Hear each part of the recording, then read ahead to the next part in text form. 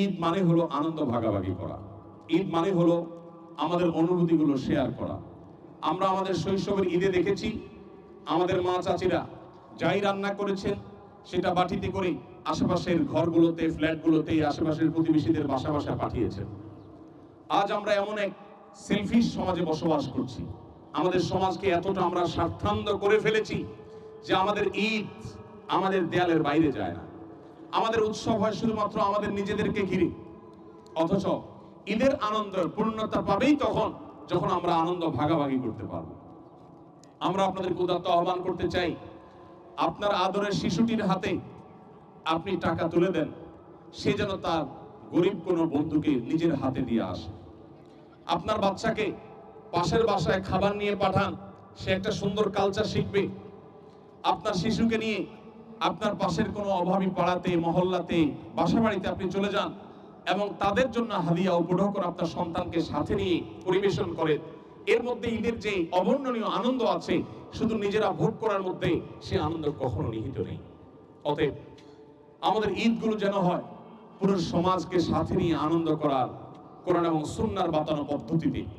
আপনারা জানেন ঈদুল ফিতরে আল্লাহ রাব্বুল আলামিনের নির্দেশনা আমাদের জন্য, নবী সাল্লাল্লাহু আলাইহি ওয়াসাল্লামের নির্দেশনা, শরিয়া নির্দেশনা হলো আমাদেরকে আগে সদকায়ে ফিতর দিতে হবে, তারপরে ঈদের নামাজ আদায় করতে হবে।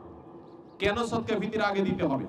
আমরা তো ঈদের নামাজ পড়ে যেই সদকায়ে ফিতর দিতে পারতাম, কিন্তু আমরা ফিতরা ঈদের আগে দিতে হচ্ছে কারণ ইসলাম চায় আপনি আনন্দ করবেন, আপনি উৎসব করবেন, আপনি হাসি মুখে ঈদের নামাজ পড়বেন, তার আগে অভাবী গরিব মানুষের বাসায় খাবার পৌঁছে দেন, তাদের মুখে হাসি ফোটার আয়োজন করেন, তারপরে আপনি হাসুন। ইসলামের এই ঈদে আছে ত্যাগ এবং ভোগ এর অপূর্ব সমন্বয়। মানুষের তৈরি যে সমস্ত উৎসব আছে, এই যে নববর্ষের উদযাপনের যত কালচার সারা পৃথিবীতে প্রচলিত আছে, আমাদের পহেলা বৈশাখ থেকে নিয়ে সারা বিশ্বের যত নববর্ষ কেন্দ্রিক উৎসব আছে, এই সমস্ত উৎসবে আপনি দেখবেন এগুলো মানুষের তৈরি করা, মানুষের আবিষ্কৃত, যার কারণে এই উৎসবগুলোতে শুধু ভোগ আছে, ত্যাগ নেই।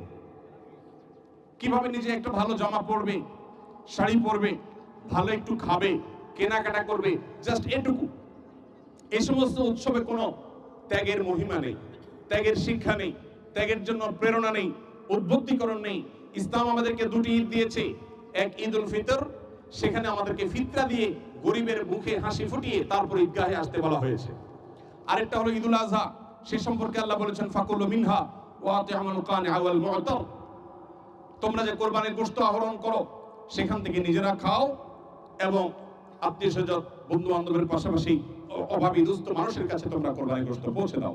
তাহলে ঈদুল ফিতর এবং ঈদুল আজহা এই দুটি উৎসব আল্লাহর দেওয়া উৎসবের সাথে মানুষের তৈরি সব উৎসবের একটা মৌলিক পার্থক্য হলো এই উৎসবে ভোগের পাশাপাশি ত্যাগ আছে। ভোগের আনন্দ অবশ্যই আছে, কিন্তু ত্যাগের আনন্দ তার চাইতে কোনো ক্রমে কম নয়। ত্যাগের আনন্দ কোনো কোনো ক্ষেত্রে ভোগের আনন্দের চাইতে অনেক বেশি। অতএব আমি আপনাদেরকে আজকের এই দিনে উদাত্ত আহ্বান রাখতে চাই, আসুন আমাদের আনন্দগুলোকে আমরা ভাগাভাগি করি। আমাদের আশেপাশে থাকা অভাবী পরিবারগুলোর সাথে আমাদের সুখগুলোকে, ভালোবাসাগুলোকে, আমাদের ঈদের খাবারগুলোকে, পোশাক আশাককে, ঈদ বোনাসকে, টাকা পয়সাকে আমরা শেয়ার করি এবং বাচ্চাদেরকে সাথে নিয়ে করি। যারা ঈদের বন্ধে বাড়ি গিয়েছেন অথবা যারা বাড়িতে যাবেন, তারা কষ্ট করে আপনাদের আশেপাশের প্রতিবেশীদের, আত্মীয় স্বজনের বাসা বাড়িতে যাবেন। মোবাইল ফোন এগুলো আমাদের ঈদগুলোকে ধ্বংস করে দিয়েছে। আমরা ঈদের পুরো সময়টা মোবাইল ফোনের বুঁদ হয়ে পড়ে থাকি। বাচ্চারা, বড়রা, সব বয়সের মানুষ মোবাইল ফোনে আমরা আজ আসক্ত হয়ে গেছি। মোবাইল ফোনকে একটু সাইডে রেখে আমাদের ঈদটাকে আসুন আমরা উদযাপন করার চেষ্টা করি, অনুভব করার চেষ্টা করি, শেয়ার করার চেষ্টা করি। আল্লাহ আমাদের সবাইকে সে তৌফিক দান করুন। আস-সুন্নাহ ফাউন্ডেশন, উম্মার স্বার্থে, সুন্নাহর সাথে।